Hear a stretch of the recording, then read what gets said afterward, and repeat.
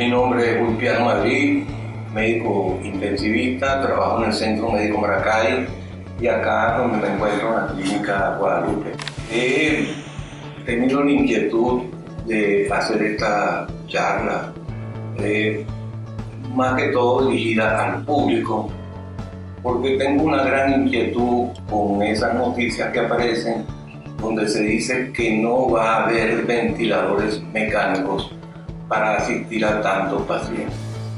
Lo más preocupante es que esto lo dicen los Estados Unidos y los países europeos. Quiero adelantarles algo. Hay muchos ventiladores en ambos países. Lo que pasa es que están en un depósito guardados. Deben sacarlos, reactivarlos y ponerlos a funcionar. Ellos tienen la costumbre de cada año, cada 2 años, sustituyen sus ventiladores por ventiladores de última generación, siendo quizás unos cambios mínimos y tal vez hasta sin importancia. De modo que ahí está esa existencia de ventiladores muy importante. Por otro lado, en estos países latinoamericanos, sobre todo me refiero a Venezuela, el problema sí es un poco económico, es un poco más preocupante. Sin embargo, yo aseguro que en el Hospital Central de Maracay y en el Hospital de San José del Instituto Nacional de los Seguros Sociales hay ventiladores en los depósitos. La ventaja de esos ventiladores que nosotros pudiéramos activar es que son más mecánicos que electrónicos, por lo tanto su reparación es más sencilla. A fin de cuentas, funcionan más o menos igual.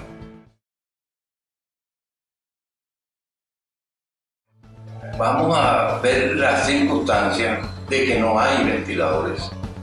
Entonces tendríamos que echar mano de la ventilación manual. Les adelanto que la ventilación manual es prácticamente la ventilación más segura y más efectiva hecha a mano. Voy a ver un pequeño relato de cómo se inició esto, porque es importante saber la historia de las cosas para poder entender el presente y en esta manera tomar las decisiones del futuro.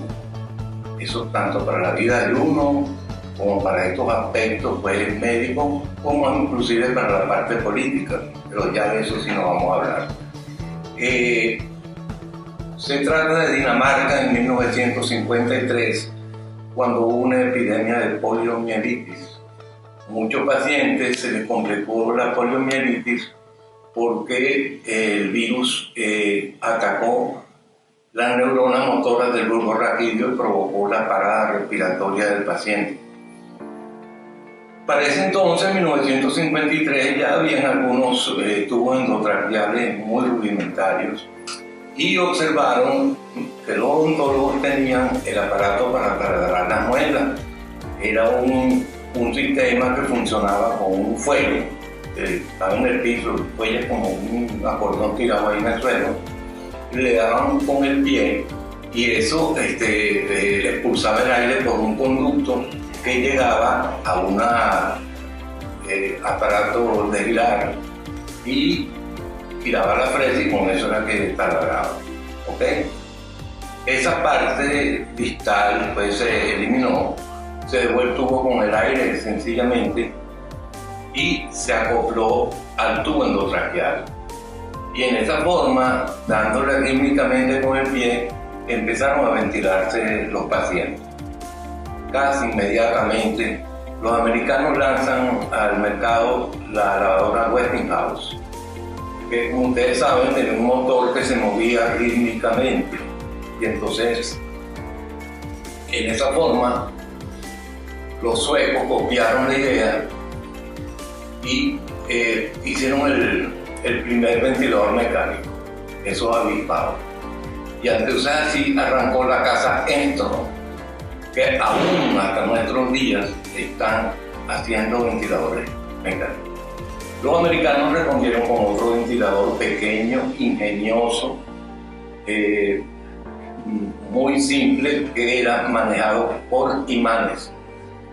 El problema hasta ahora de estos ventiladores es que no tenían alarma y los pacientes que tenían tétano o parálisis generalizada por Guillain-Barré se podían salir algunas de estas mangueras sin alarmas y sencillamente se morían. Luego arrancan y empiezan la serie de ventiladores MA1 y MA2 de la Hewlett-Packard y empieza a introducirse una modalidad ventilatoria que es la que realmente empieza a salvar, si es la palabra más paciente, que es lo que se llama el PIP, presión positiva al final de la expiración, para algunos casos de insuficiencia ventilatoria por distrés respiratorio. El MA1 sigue siendo, y la prueba del tiempo lo dice, uno de los mejores ventiladores. Luego sacan al mercado el MA2 con algunos cambios, pero aquí se cumple ese refrán que dice que lo perfecto echa a perder lo bueno. El ventilador excelente y el MA1. Bueno, vamos entonces a tratar de explicarles cómo se construye y qué es un ventilador manual. Entonces continuamos. Esta es la exposición, pues, más o menos de lo que se llama un ventilador manual. Como ustedes pueden ver, es algo sumamente simple y sencillo. Quiero, antes de seguir adelante, advertirles algo. Cuando yo hablo de este ventilador manual, me pueden inclusive calificar de, no sé si loco es la palabra, pero lo cierto es que ya en los Estados Unidos están saliendo documentales donde hay médicos americanos promocionando también este tipo de ventilación. O sea que no estoy tan alejado de la realidad. Bueno, el aparato consiste en lo siguiente. Aquí tenemos, como ustedes pueden ver, que debe haber en toda unidad de terapia, una toma de oxígeno, una toma de vacío y una toma de aire. Este tipo de ventilador lo acoplamos al oxígeno, donde él presenta una salida de flujo de aire de 50 psi. Eso sale hacia esa presión, hacia esta bolsa autoinflable que está aquí, que se llama ambú. El ambú tiene una bolsa acá posterior, que es donde se recolecta el oxígeno para enriquecer más la mezcla que va hacia el paciente. De tal forma que puede llegar hasta un 95% de oxígeno puro. Más adelante les diré que el oxígeno a grandes concentraciones termina siendo un veneno. De modo que, en mi caso, yo trato siempre de frenar la cantidad de oxígeno que le suministro al paciente. Bueno, luego tenemos acá lo que se llama la válvula respiratoria. El aire entra hacia los pulmones y en esta forma responden los pulmones. Ahora, fíjense lo siguiente. Esto es si se quiere, un pulmón de baja resistencia, entre paréntesis, un pulmón sano. Pero nosotros nos vamos a encontrar con unos pulmones que están tiesos, que están fibróticos. Entonces, este esfuerzo va a tener que ser con manos y un poco más fuerte. ¿Okay? No hay que tener miedo por la cantidad de aire porque nunca sobrepasa los 500 cc.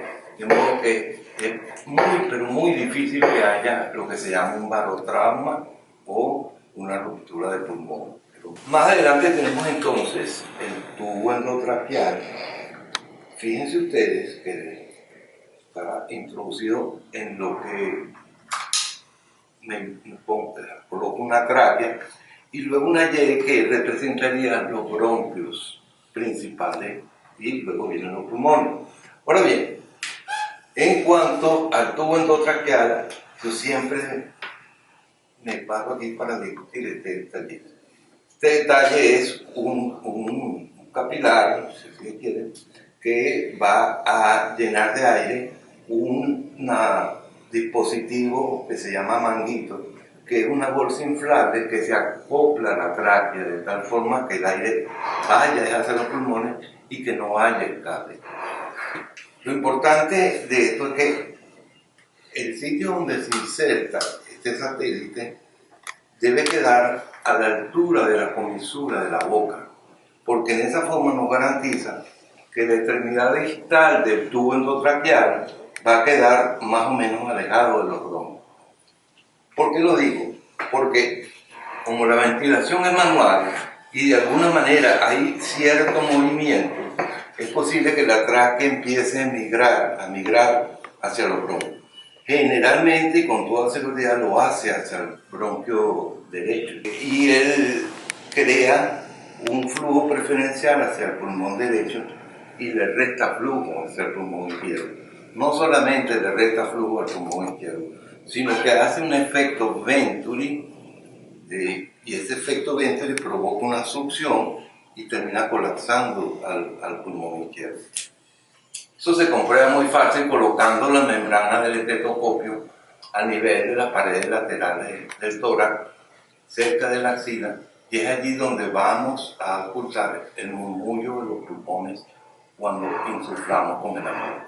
Si los dos están parejos, si están igual, quiere decir que el tubo endotraqueal está en el sitio ideal. Uno de los aspectos que me quiero referir es a la creación y funcionamiento de una unidad de terapia. Tenemos que dar la siguiente premisa. Nosotros tenemos que crear la medicina que Venezuela necesita. Es una medicina que hasta ahora, como la hemos visto, más o menos lo mismo, pero más bien nos ha llenado de gratitud, de satisfacción, y eso lo hemos comprobado en nuestros médicos que han salido al exterior. Ok, entre lo importante en una unidad de terapia intensiva es el costo. Cuesta demasiado dinero por la cantidad de requisitos que piden para hacerlo. Yo en el tiempo he comprobado que la unidad de terapia intensiva se hace en cualquier parte, siempre y cuando se reúnan ciertos indicadores que necesitamos. Se puede hacer en cualquier sitio. Fíjense lo siguiente entonces, ¿qué es lo que nosotros necesitamos? Necesitamos el oxígeno, el vacío y la presión de aire, porque hay muchos ventiladores que funcionan con aire y oxígeno, ¿ok? Pero como estamos hablando de la medicina que Venezuela necesita, digamos por ejemplo que no existe estas tomas. Entonces nosotros podemos optar por la bombona de oxígeno, la bombona de aire y una maquinita especial que no es más que un motor eléctrico con una bomba de agua invertida, y eso trabaja como succión. Luego necesitamos, por supuesto, el ventilador. Necesitamos un monitor desfibrilador. Eso sí no puede faltar, tensiómetro, etc. Pero, por ejemplo, el aparato de gases arteriales. Eso es una cuestión que realmente pocas clínicas lo tienen. Y vienen muy defectuosos. Tienen un problema, que es que las casas comerciales le han tomado la caída económica y hacen unos aparatos de gases arteriales donde prácticamente es como una obligación que nosotros tenemos que utilizar unos insumos que nos venden, que son muy caros. Los primeros aparatos de gases arteriales eran manuales. Le sacabas la sangre arterial al paciente y con tu misma jeringa te ibas al aparato y tenías tu resultado. Ahora, ¿qué podemos hacer nosotros? Nosotros podemos, nunca nos va a faltar, no nos puede faltar, el saturómetro, que es un dedal que se coloca en un dedo y se observa el valor de la saturación de oxígeno. Vamos a la curva de disociación de la hemoglobina y por medio de la saturación podemos más o menos calcular qué presión parcial de oxígeno tiene el paciente. Le pedimos el capnógrafo prestado a los anestesiólogos que están en las máquinas de anestesia y ya tenemos entonces oxígeno y CO2. Ya nos es fácil entonces más o menos intuir de qué pH tiene el paciente y más o menos el valor del bicarbonato, y ahí más o menos tenemos una idea donde nos podemos orientar. ¿Ve? Sobre todo que a veces caemos en el error de exigir números y hablar de acuerdo a números. Resulta que a nosotros no nos hizo un ingeniero, nos hicieron con una regla. Siempre somos un poquito diferentes uno a otro, etc.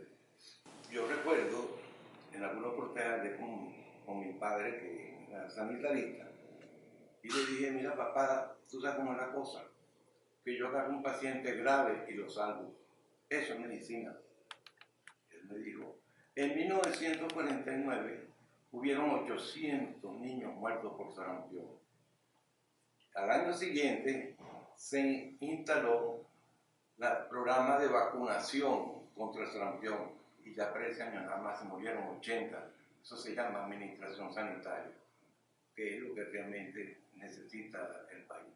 Bueno, continuamos. Quiero aprovechar ahora las circunstancias para explicarle este gusano que está aquí, que es lo que se llama un ventilador jet.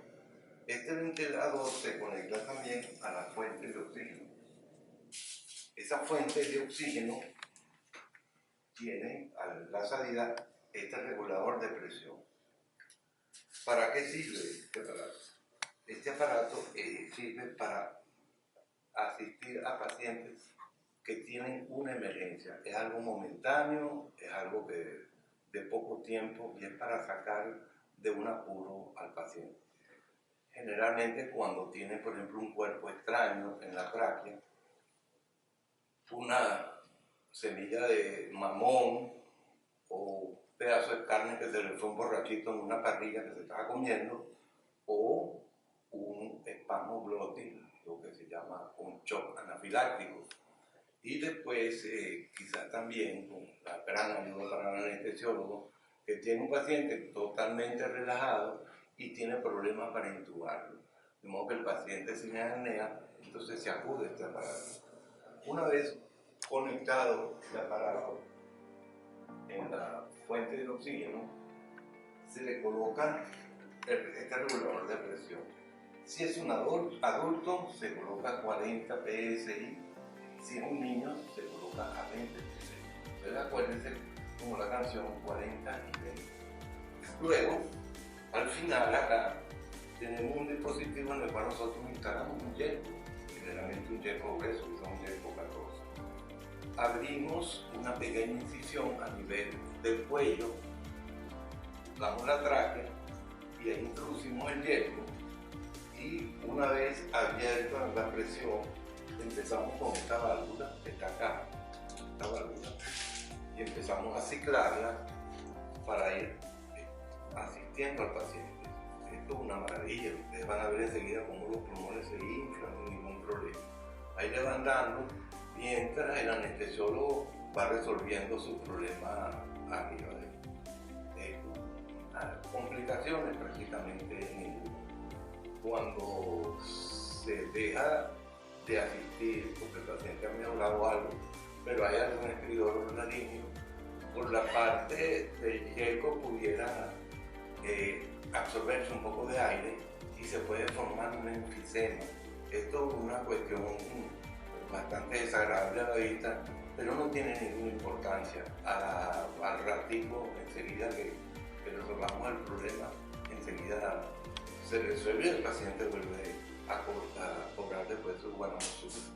Muy bien, esta es la parte entonces que les quería explicar. El yerco no debe faltar en ninguna emergencia, unidad de terapia o servicio de anestesia. Esto es una presentación más o menos que tengan idea de los ventiladores. La unidad de terapia del Centro Médico Maracay tiene 9 ventiladores de primera generación. Nosotros aquí en la Guadalupe tenemos 4 ventiladores. Tenemos estos, tenemos 2 ventiladores en el anexo de la Guadalupe, que es la clínica La Maestranza. Como ustedes pueden ver, ya estos sí son unos ventiladores más sofisticados. Hay una cantidad de botones que impresionan mucho, pero de aquí para arriba es alarma, únicamente alarma. Funcionan son estos botones. Si queremos que el volumen que se le entrega al paciente sea por presión o que cumple el volumen, no importa la presión que se genere. que el volumen lo introduzco en una forma rápida, en una forma lenta, variaciones de volumen y tiempo entre la inspiración y la expiración. Y luego tenemos lo que se llama la presión positiva al final de la expiración. Entonces tenemos este tipo de ventilador, este otro ventilador que es la mismo, pero este es un resumen porque es de transporte, aunque cualquier ventilador puede ser de transporte, porque todas las ambulancias tienen su oxígeno, su aire, su vacío y su corriente de 110. O sea que no hay absolutamente ningún problema al respecto. Pienso hacerle, ya para retirarme de esta charla que he tenido con ustedes, de un fenómeno referido aquí al estado de Aragua, específicamente la región de Ocumare de la Costa. Esto una manera de comentario con respecto al virus que nos está ocasionando tantos problemas.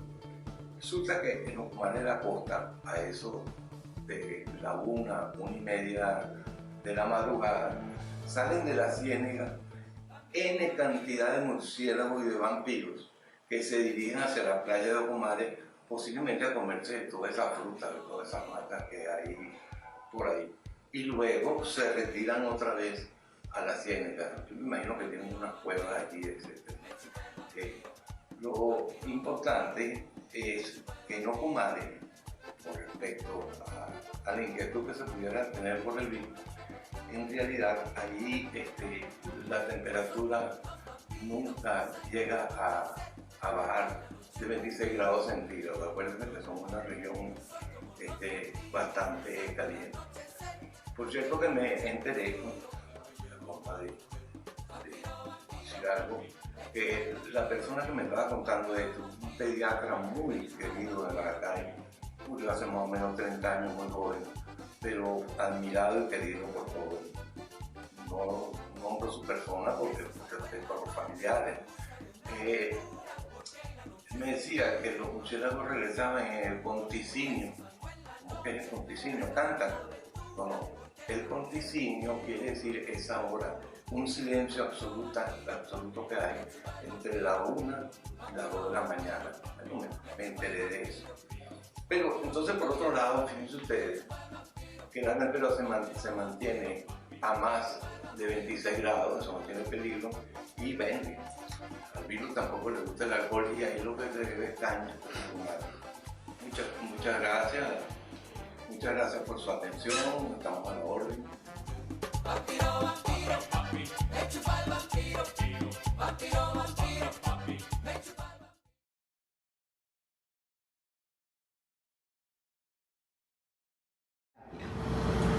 Bueno, las enfermeras, imagínense, esas son las estrellas.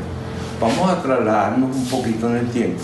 En los inicios de la unidad de terapia, primeramente en principios de 1900, eran pacientes sencillamente muy complicados que eran sustraídos de las salas a unos cuartos retirados. Y allí colocaban 1 o 2 enfermeras para que se ocupara de esos pacientes. Por supuesto que a pesar de que las enfermeras le ponían todo el cuidado posible, la mortalidad seguía siendo igual. Cuando ellas empiezan a instalar su toalé respiratoria, su toalé ventilatoria, su toalé pulmonar, es cuando empiezan a haber logros de sobrevivencia, porque sencillamente lo que estaban era evitando o tratando o mejorando la neumonía que de complicación. Y esto lo hicieron ellas perfectamente, añadiendo pues lo que se llama la puño percusión o la palmo percusión a nivel de todas las áreas del tórax, los cambios frecuentes de posición del paciente, en la cual incluyo esto de moda que llaman prono, eso no es nada nuevo, y además los cuidados, aspiración del tubo endotraqueal, insuflación de los pulmones, etc.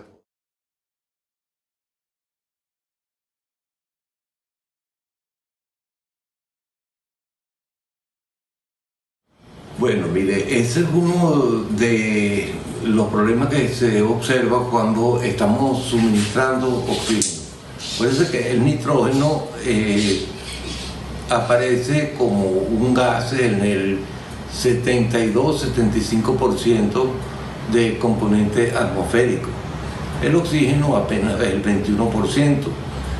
Recuerde que tanto oxígeno como hidrógeno están prestados para hacer agua, no para hacer gas.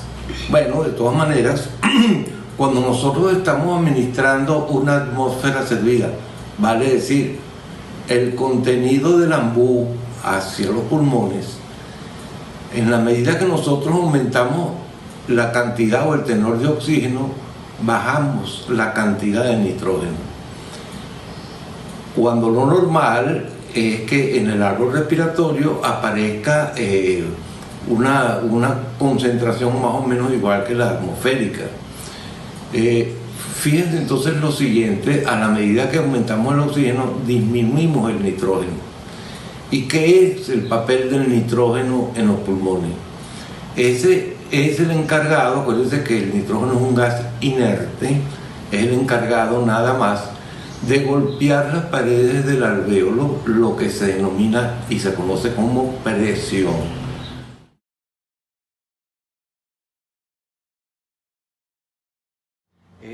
Por el control y gerencia por parte del servicio de enfermería. Obviamente trabajan los médicos y son los coordinadores de la unidad de terapia, y por supuesto que son los que dan las órdenes que las enfermeras obedecen, pero el trabajo rutinario, día a día, de estar pendiente de todas las funciones de la unidad, eso es lo que han asumido las enfermeras, y en esa medida es que las unidades de terapia han logrado su prestigio. Rápidamente me acuerdo con eso de la enfermera binomio paciente, que es la parte fundamental de la unidad de terapia, que una vez que le pregunté, a Cantinflas le gustaba cantar mucho Cielito Lindo, y alguien le dijo que por qué la cantaba. Él decía que esa era su canción, pero no, el autor de esa canción es otra persona.